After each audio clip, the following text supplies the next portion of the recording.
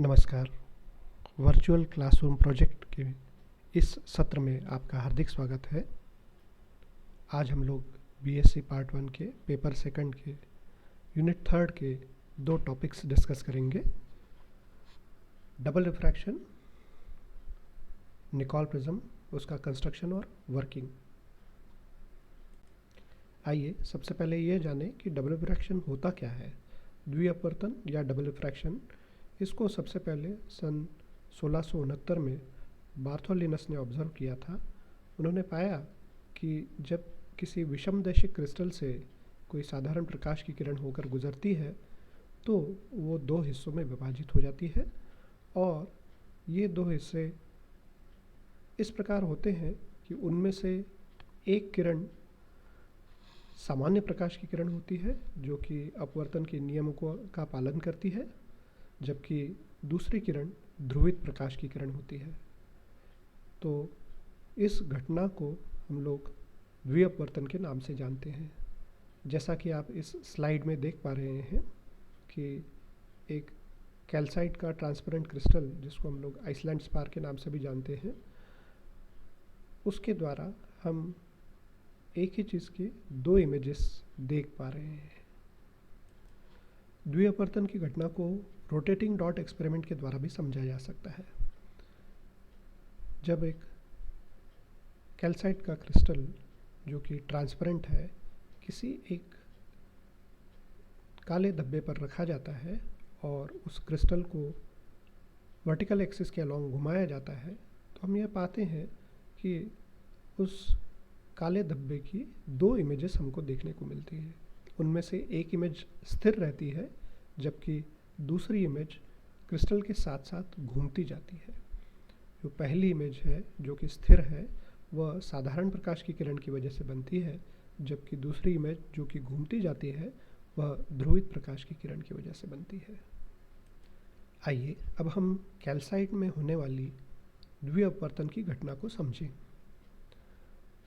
Calcite में, जैसा कि हम इस चित्र में देख पा रहे हैं, एक साधारण प्रकाश की किरण जिसका एंगल ऑफ इंसिडेंस या आपतन कोण I है, जब कैल्साइट से होकर गुजरती है तो चूंकि वह विरल माध्यम से सघन माध्यम के अंदर जा रही है तो वो अपवर्तन की घटना को दिखाती है और साथ ही साथ यह दो हिस्सों में बट जाती है, दो किरणों में बट जाती है।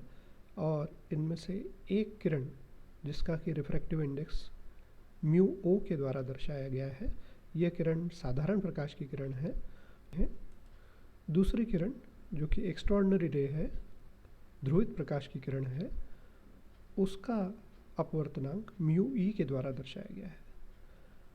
तो साधारण प्रकाश की किरण का अपवर्तन कोण R1 है तथा ध्रुवित प्रकाश की किरण का अपवर्तन कोण R2 है। हम चित्र में देख पा रहे हैं कि R1 R2 से छोटा है, अर्थात साधारण प्रकाश की किरण का अपवर्तन कोण ध्रुवित प्रकाश की किरण के अपवर्तन कोण से छोटा है। इसीलिए जैसा कि हम चित्र के नीचे सूत्र में देख पा रहे हैं, μO का मान μE के मान से अधिक होगा और चूँकि अपवर्तनांक और प्रकाश के वेग में व्युत्क्रमानुपाती संबंध होता है, इसलिए वेलोसिटी ऑफ एक्स्ट्राऑर्डिनरी रे जो कि VE से दर्शाई गई है वह ऑर्डिनरी रे की वेलोसिटी से अधिक होगी, अर्थात ध्रुवित प्रकाश की किरण का वेग साधारण प्रकाश की किरण के वेग से अधिक होगा इस कैल्साइट क्रिस्टल में।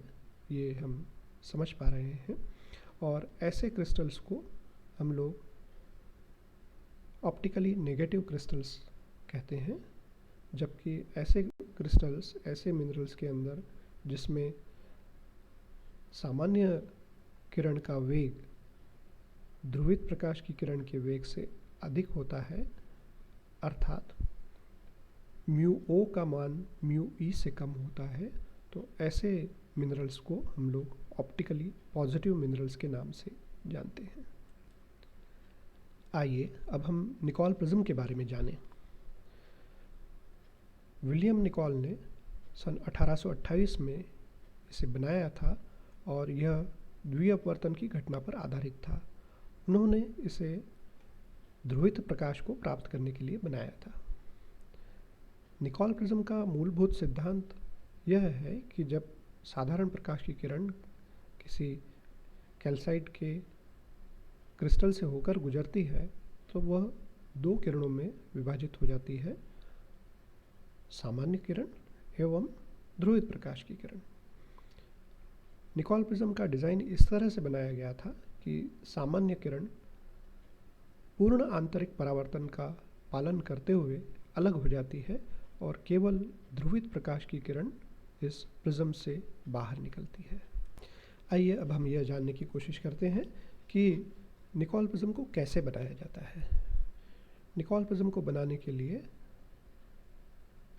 कैल्साइट की ट्रांसपेरेंट वैरायटी, जिसे हम आइसलैंड स्पार कहते हैं, उसका एक लंबा रोम्ब लिया जाता है जिसकी लंबाई उसकी चौड़ाई से करीब करीब 3 गुना हो। जैसा कि हम इस चित्र में देख पा रहे हैं, AE AD के करीब करीब 3 गुना है।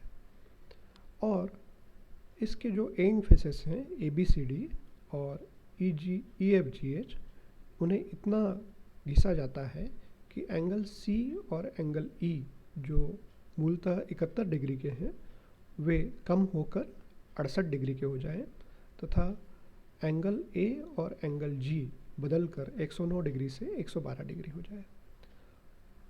इसके पश्चात उस क्रिस्टल को विकर्णीय तल के आधार पर 2 हिस्सों में विभाजित किया जाता है और इन दोनों हिस्सों को कनाडा बाल्सम की सहायता से फिर से चिपका दिया जाता है। निकोल प्रिज्म की क्रियाविधि को जानने के लिए हम इस चित्र की ओर गौर करते हैं। इस चित्र में हम देख पा रहे हैं कि प्रकाश की एक किरण निकोल प्रिज्म में प्रवेश कर रही है और द्विअपवर्तन की घटना दिखाई जा रही है। साधारण प्रकाश की किरण और ध्रुवित प्रकाश की किरण।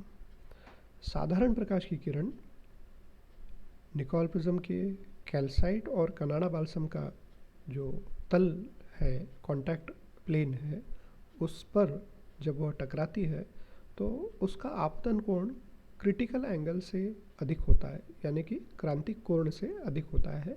इसलिए यह पूर्ण आंतरिक परावर्तन की घटना दिखाती हुई अलग हो जाती है। जबकि ध्रुवित प्रकाश की किरण अपवर्तन की घटना दिखाती है और अपवर्तित होकर यह प्रिज्म के दूसरे छोर से बाहर निकल आती है। तो अंततः हमें प्रिज्म से समानांतर ध्रुवित प्रकाश की प्राप्ति होती है। इस प्रकार हमें निकोल प्रिज्म से समानांतर ध्रुवित प्रकाश की प्राप्ति होती है। निकोल प्रिज्म का उपयोग पेट्रोलॉजिकल माइक्रोस्कोप्स या पोलराइजिंग माइक्रोस्कोप्स में किया जाता है, जिनका उपयोग हम लोग खनिजों को और शैलों को